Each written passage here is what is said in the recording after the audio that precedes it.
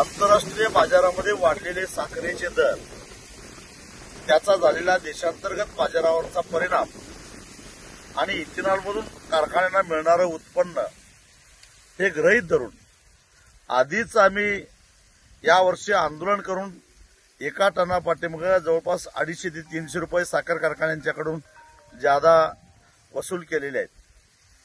तेव्हा केंद्र सरकार आत्ता जागं झालेलं आहे आणि आत्ता त्यांनी पुढच्या वर्षी तुटणाऱ्या ऊसाला प्रति टन 250 रुपये ज्यादा FRP जाहीर केली आहे.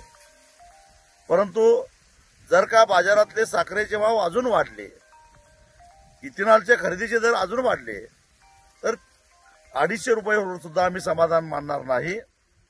कारण लोकसभेच्या निवडणुकात डोळ्यासमोर ठेवून जरी केंद्र सरकारनं FRP 250 रुपयानं वाढवला असला तर ती एक प्रकारे आमच्या भूमिकेचा नैतिक विजय आहे.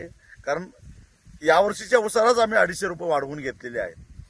पुढच्या वर्षी पहिल्या उचलेला किती मागायचं हे आम्ही सीझनच्या सुरुवातीला साखरेच्या दराचा, इथेनॉलच्या दराचा अभ्यास करून मग आम्ही आमची भूमिका स्पष्ट करू.